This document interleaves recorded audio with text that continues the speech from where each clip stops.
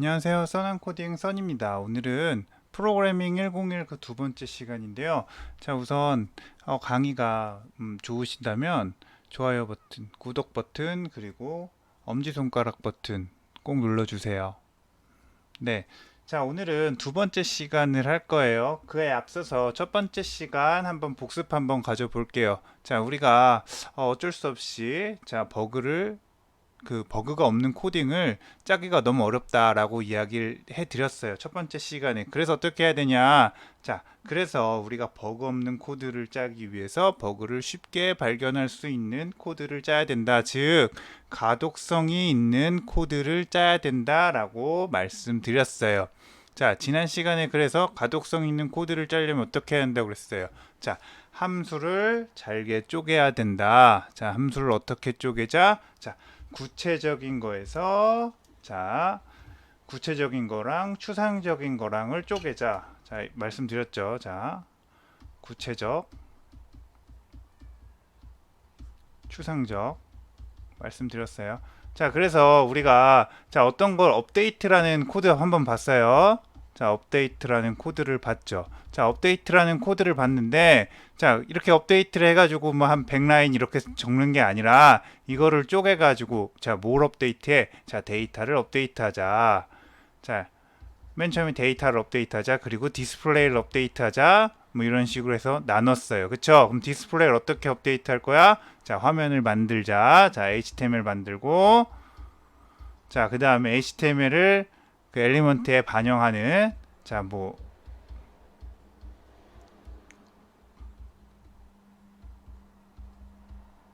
자, 이런 식으로 해가지고 반영하는 코드 우리 확인을 했습니다. 자, 첫 번째 시간에 이런 식으로 해서 추상적인 거랑 구체적인 거랑 나눠서 자, 추상화의 경계를 만들고 자, 그래서 데이터가 자, 개발을 할 때 이 배리어 경계면에 따라서 자, 안정감 있는 코드를 짤 수 있다고도 우리가 공부를 했습니다. 자, 그쵸? 자, 오늘은 그 두 번째 시간을 할 거예요. 자, 우리가 짤 때 추상적인 거와 구체적인 걸로 나눌 수 있지만 또 하나 다른 방법으로 나눌 수 있는 방법이 있어요. 자, 그게 바로 뭐냐면 자, 종단 관심과 횡단 관심을 통해서 나누는 거예요. 즉, 관점에 따라 나누는 겁니다. 자, 이걸 뭐라고 그래요? AOP라고 하죠. 자, 이번 시간에 AOP가 뭐다라고 말씀드리진 않을 거예요. 근데 그냥 함수를 쪼갤 때, 자, 우리가 추상적인 거와 구체적인 거와 있다면 또 다른 게 뭐냐면 종단 관심과 횡단 관심으로 쪼갤 수 있다라는 거예요. 자, 어떠냐면 메소드라든 걸 이렇게 정의를 했을 때, 자, 이런 식으로 공통적인 부분이 필요하다는 거예요. 자, 그게 뭐예요? 자, 인증 또는 캐시라는 거예요. 자, 아셨죠? 예를 한번 들어볼게요. 자,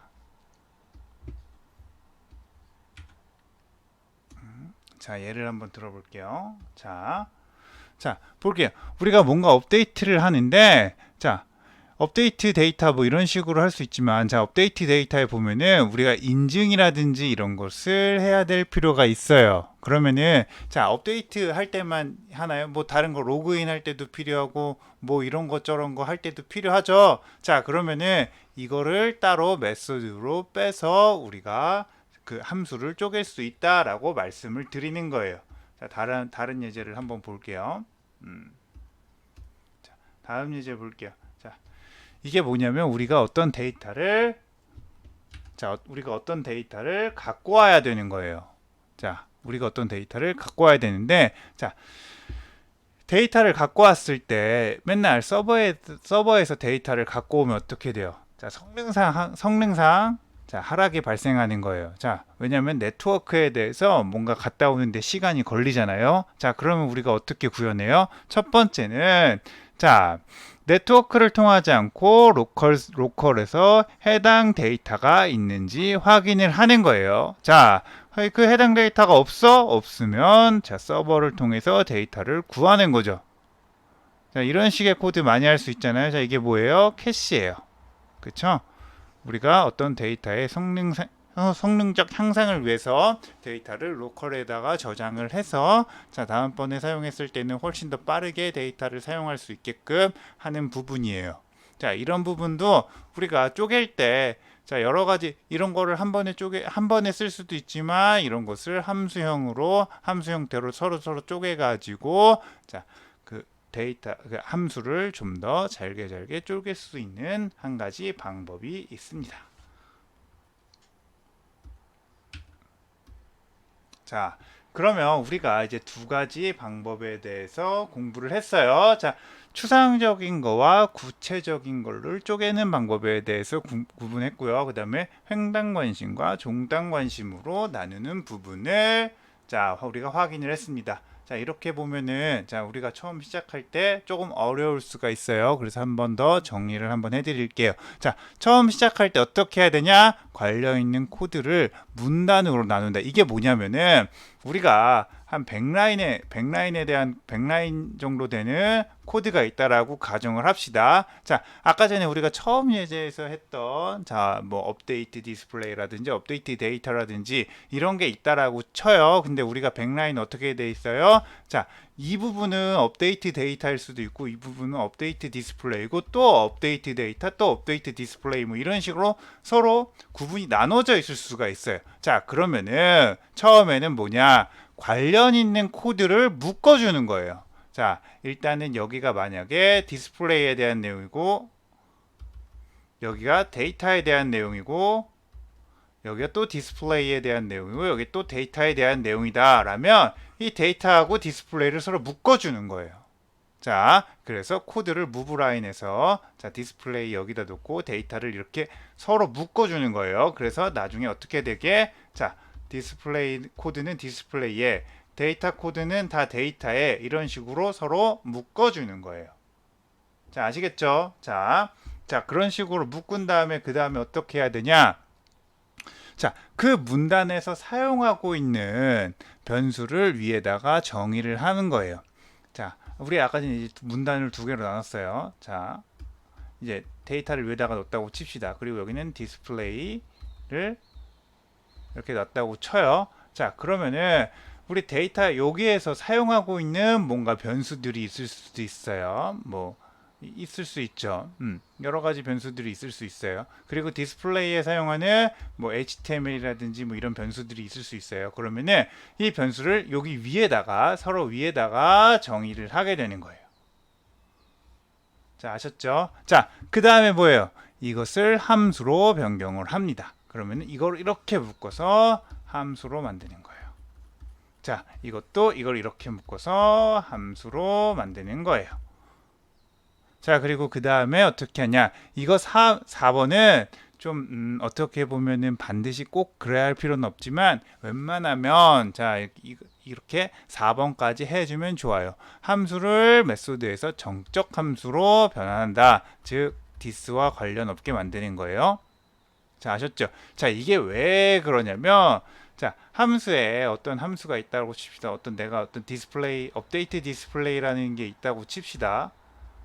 자, 업데이트 뭐 디스플레이 라고 있다고 치는데 자, 업데이트 디스플레이를 하는데 뭔가 this에 대한 값을 접근을 해서 뭔가 변경을 한다면 자, 우리가 이거에 대해서 뭔가 뭐 오류가 있을 때 자, 그럼 this에 대해서 무조건 다 확인을 해줘야 하는 거예요. 자, 무슨 말인지 아시죠? 하지만 우리가 이걸 정적 함수로 만들었을 때 어떻게 돼요? 자, 정적 함수로 만들었을 때 this에 대해서 확인할 필요가 없어요. 자, 예를 들어 보면은 자, 펑션 뭐 a, b 이런 식으로 있는데 이 함수가 this에 대한 바인드가 없다면은 a, b만 확인을 하면 되는 거예요. 즉 인자값만 확인을 하면 돼요. 자, 그렇게 하면은 우리가 뭔가 문제가 생겼던가 버그가 생겼을 때 훨씬 더 발견하기가 쉽겠죠. this에 대한 참조가 없으니까요. 자, 즉 객체에 대한 참조가 없으니까. 근데 만약에 this에 대한 참조가 있으면 어떻게 돼요? 자, 뭔가 버그가 있으면 this에 대해서 뭔가 누군가가 다른 데서 어디선가 뭔가 버그를 발생시켰다는 것을 우리가 다시 확인을 해야 되는 거예요. 자, 근데 이 4번은 자, 우리가 뭐 꼭 따라야 할 건 아니에요. 뭐 물론 객체 지향에서는 메소드가 또 중요한 역할을 하고 있기 때문에 꼭 모든 걸 다 정적 함수로 만들어야 된다라는 건 아니지만, 자, 웬만하면 만들 수 있다면, 정적 함수가 가능하다면 굳이 메소드로 선언하는 것보다는 정적 함수로 선언하는 것이 더 좋다라는 것만 우리가 이해하시면 됩니다. 자, 아셨죠? 우리가 이렇게 네 가지 방법을 따라서 순차적으로 따라가지고 우리가 그 함수를 잘게 쪼개면 되는 거예요. 자, 그러면 우리가 이런 질문을 할 수가 있어요. 자, 함수를 어디까지 쪼개야 하나요? 자, 그렇죠. 너무 당연한 질문이에요. 자, 우리가 12 라인으로 쪼개야 된다라고 하지만 이거는 그냥 가이드예요. 행동 가이드지 이게 절대 진실은 아니에요. 꼭 이렇게 해야 된다라는 건 아닙니다. 자, 예를 들어 볼게요. 자, 너무 많이 쪼개면 오히려 이해하기 어려운 코드가 돼요. 자, 이게 무슨 말이냐면 함수를 만약에 내가 어떤 한 100라인 정도 쪼갰는데, 자, 계속 함수를 쪼개면은 뭐 이러면은 뭐 우리가 12로 나누면 뭐 대충 한 8개인가 뭐 7개 정도 메소드가 나와야 되는데, 자, 오히려 이렇게 함수가 더 많아지게 되면, 때에 따라서는 함수가 더 많아지게 되면 오히려 가독성을 더 해칠 수가 있다라는 거예요. 자, 그렇잖아요. 자, 함수 하나를 만들 때 뭐 두세 줄밖에 없어요. 그러면 이 경우에는 뭐 두 줄 정도, 세 줄 정도로 만든다 그러면은 뭐 33개의 함수가 있어야 되는데, 자, 오히려 이렇게 되면 더 어려울 수가 있다라는 거예요. 이거는 때에 따라서는 이게 더 좋은 방법일 수도 있지만, 오히려 어떻게 보면은 더 어려울 가독성을 더 해칠 수 있다라는 거예요. 자, 그렇게 되면 어떻게 돼요? 함수를 쪼개면 다시 뭉치는 작업도 해야 한다는 거예요. 자, 무슨 말인지 이해하실 겁니다. 자, 그러니까 우리가 다시 처음부터 얘기해 보면은, 자, 어떤 함수가 있어요. 뭔가 내가 코드를 짜야 돼요. 그러면은, 자, 아이고, 자, 일단 우리가 쪼개는 거예요. 그리고 합쳐. 이런 식으로 하는데 이거를 계속 반복하는 거예요. 자, 무슨 말인지 아셨죠? 자, 우리가 100라인짜리나 200라인짜리, 심지어 뭐 한 1000라인짜리 코드를 만들었다고 가정을 합시다. 자, 그 다음에 우리가 그럼 어떻게 해야 돼요? 일단은 쪼개는 거예요. 자, 쪼개다 보면은, 자, 더욱더 그래프가, 자, 가독성과, 자, 함수 라인 수가 있다면, 자, 뭐 그래프가 이렇게만 되는 게 아니에요. 이렇게 됐다가 이렇게 떨어질 때가 있는 거예요. 우리는 이 지점을 찾아야 되는 게 중요한 거예요. 자, 근데 쪼개다 보면은 이게 넘어가는 거예요. 야, 자, 이렇게 쭉쭉 떨어지게 되는 거예요. 언젠가는. 자, 그러면 다시 이것을 합치는 거예요. 그럼 다시 이렇게 올리는 거죠. 아, 그러면은 이 지점을 찾는 게 중요하다라는 거예요.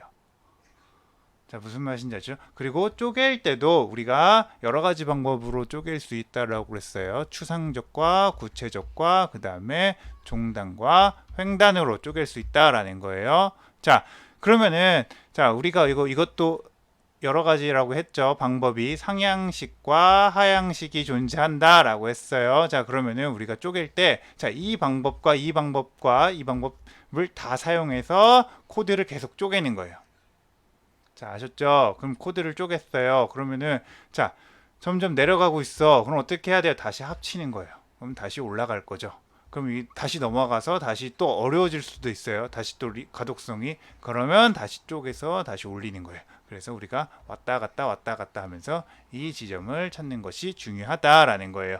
자, 우리가 이런 과정을 뭐라고 그래요? 리팩토링이라고 하죠. 그쵸?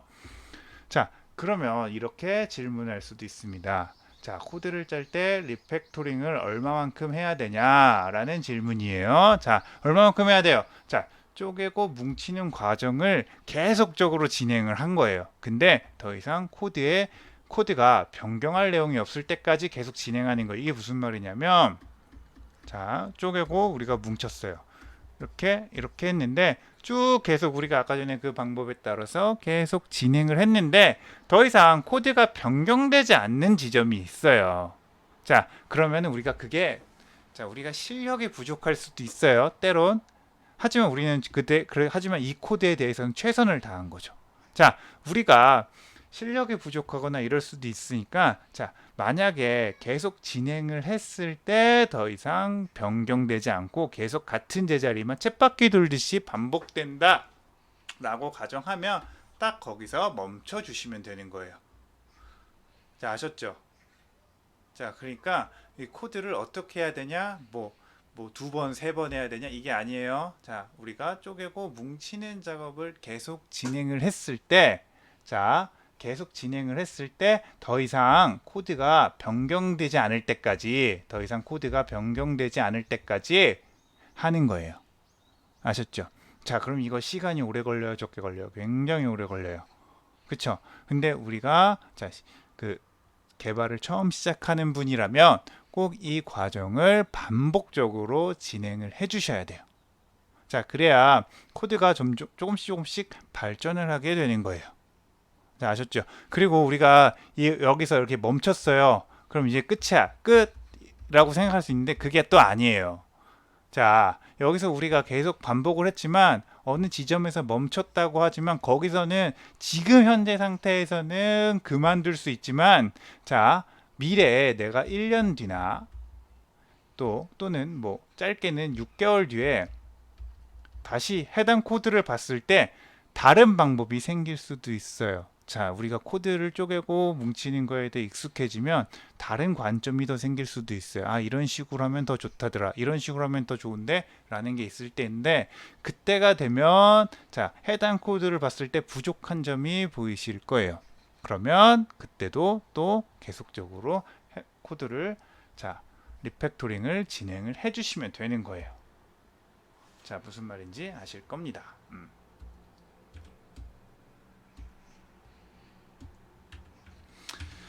자, 그러니까 자, 이게 사실 굉장히 쉽다고 생각할 수 있고 아니면 굉장히 뭐 식상하다라고 생각하실 수 있는데 자, 그 코딩을 처음 하시는 분들한테 가장 중요한 게 뭐냐면 자, 아마추어가 뭐냐? 아마추어가 뭐냐면 자, 우리가 대학교 때 아마추어예요. 아마추어죠. 뭐 그렇죠. 프로 입장에서 봤을 땐 대학교 때 코드 짜는 거 보면 대부분 아마추어입니다.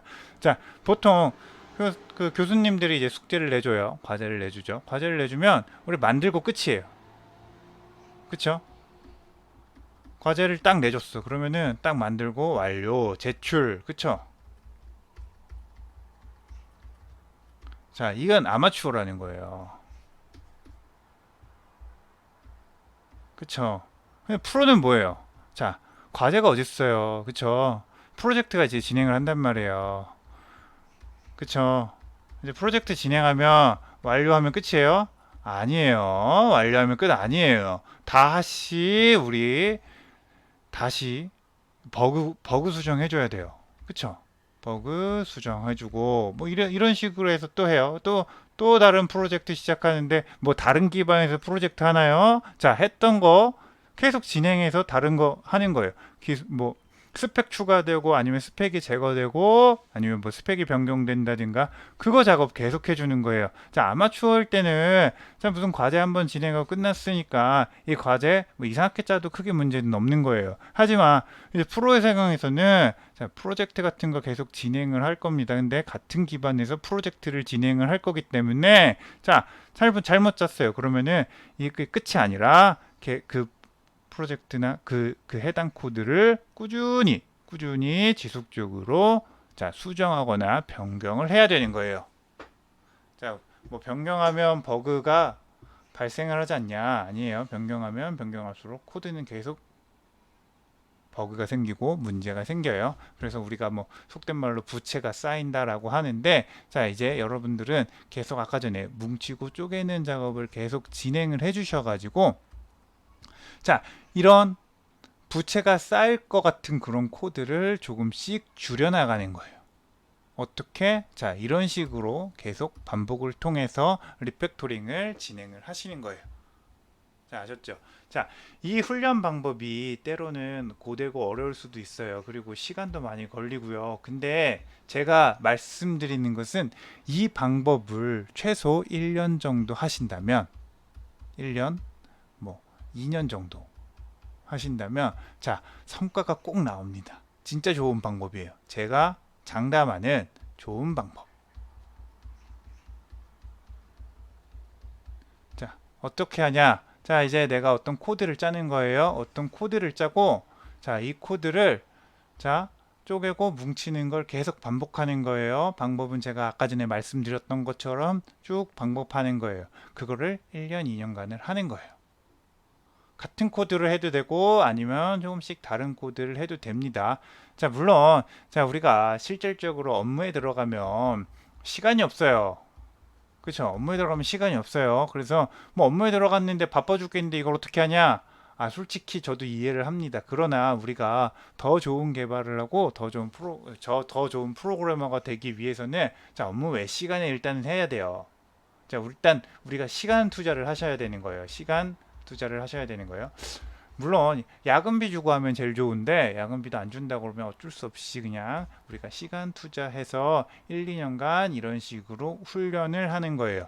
자, 이게 훈련을 하면 처음에는 이게 비용이라고 생각할 수 있지만 자, 나중에 되면 우리가 어떤 코드를 짜는데 훨씬 더 빠르게 코드를 짤 수가 있게 되는 거예요.